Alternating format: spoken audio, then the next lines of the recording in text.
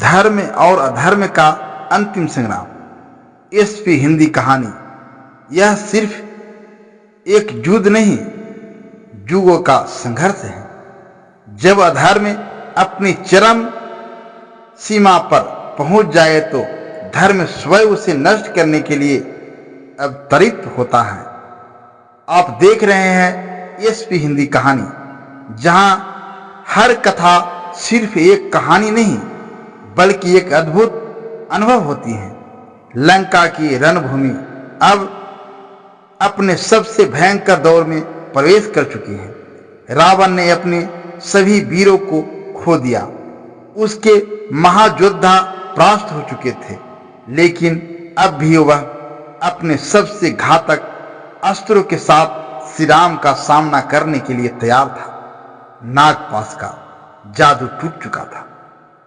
राम लक्ष्मण फिर से रणभूमि में खड़े थे, परंतु अब युद्ध भूमि में उतरने वाला था। क्या रावण अब भी अजय रहेगा? क्या लंका का अंत निकट है? क्या श्री राम अब इस युद्ध का निर्णय करेंगे? इस कथा का हर क्षण रोमांच, रहस्य और युद्ध की भीषण गुण से भरा है। यह एक ऐसी कथा है जिसे आप शुरू करेंगे तो अंत तक देखे बिना नहीं रह पाएंगे। तो आइए इस युद्ध के निर्णायक चरण में प्रवेश करें। नागपाश का जादू टूट चुका था। राम लक्ष्मण फिर से युद्ध भूमि में खड़े थे, लेकिन अब लंका का स्वामी स्वयं रणभूमि में उतरने वाला था। रावण, जो अब तक अपने योद्धाओं को आगे कर लड़ रहा था, अब अंतिम बार अपनी पूरी शक्ति से श्री राम का सामना करने के लिए आ रहा था। क्या यह युद्ध अब अपने अंतिम चरण में प्रवेश कर चुका है? क्या लंका का अंत निकट है? जानिए इस रोमांचक युद्ध की कहानी के इस भाग में। रावण अपने राज सिंहासन से उठाया और अपने सबसे शक्तिशाली अस्त्रों को धारण किया। उसकी गर्जना से लंका गूंज उठी। अब इस युद्ध को मैं स्वयं समाप्त करूंगा। राम, तुमने मेरी सेना को नष्ट कर दिया, मेरे पुत्रों को मार दिया, लेकिन अब मैं स्वयं तुम्हारा संहार करूंगा। रावण ने अपने दिव्य रथ को बुलाया। यह रथ स्वर्ण का बना हुआ था और उसमें स्वयं ब्रह्मास्त्र, पशुपतास्त्र और कई अन्य घातक अस्त्र रखे थे। श्री राम ने वानर सेना को एकत्रित किया और कहा, रावण अब स्वयं युद्ध भूमि में आ रहे हैं, लेकिन याद रहे, यह केवल एक युद्ध नहीं, यह धर्म और अधर्म का संग्राम है। यदि हम धर्म के साथ हैं तो विजय हमारी ही होगी। हनुमान, अंगद, सुग्रीव और विभीषण ने जय घोष किया, जय श्री राम। रावण अपने दिव्य रथ पर सवार था और राम ने एक साधारण रथ पर बैठकर धनुष उठाया। दोनों के धनुष की टंकार से आकाश कांप उठा। रावण ने सबसे पहले शक्ति अस्त्र छोड़ा। यह अस्त्र आकाश में चमकाया और राम की ओर बढ़ा। राम ने तुरंत वायुव्यास्त्र चलाया, जिससे शक्ति अस्त्र को मार्ग में ही रोक दिया। इसके बाद रावण ने अंधकारास्त्र चलाया, जिससे पूरी युद्ध भूमि अंधकार में डूब गई। हनुमान चिंतित हुए, लेकिन तभी राम ने सूर्यास्त्र चलाया, जिससे प्रकाश फैल गया और रावण का अस्त्र नष्ट हो गया। रावण क्रोधित हो उठा। उसने एक साथ 10 धनुष उठाए और 10 दिशाओं में बाण छोड़े।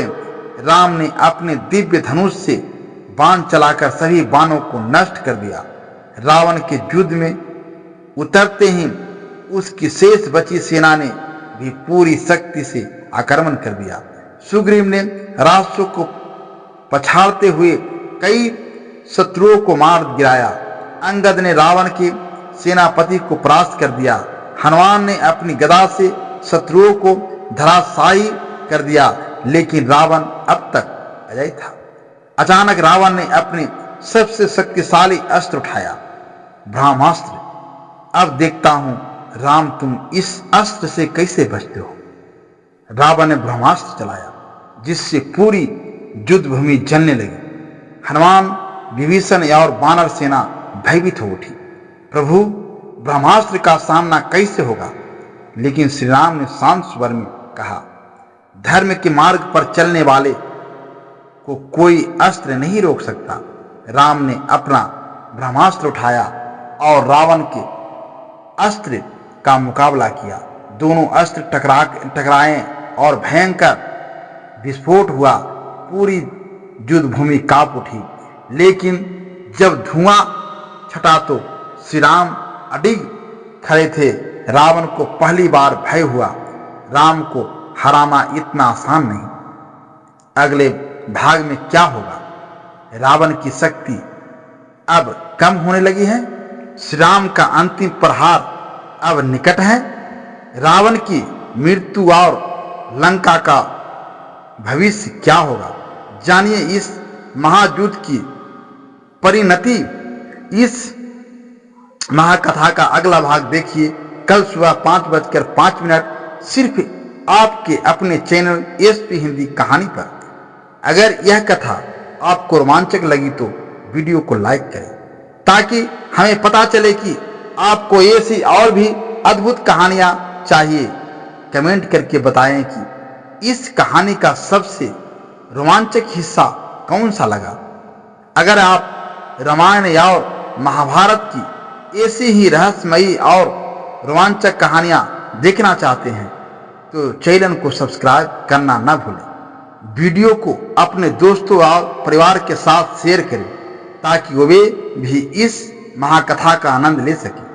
अब मिलते हैं कल सुबह 5:05 अगली कड़ी में। निर्णायक युद्ध अपने अंतिम चरण में है। तब तक जुड़े रहें एसपी हिंदी कहानी के साथ।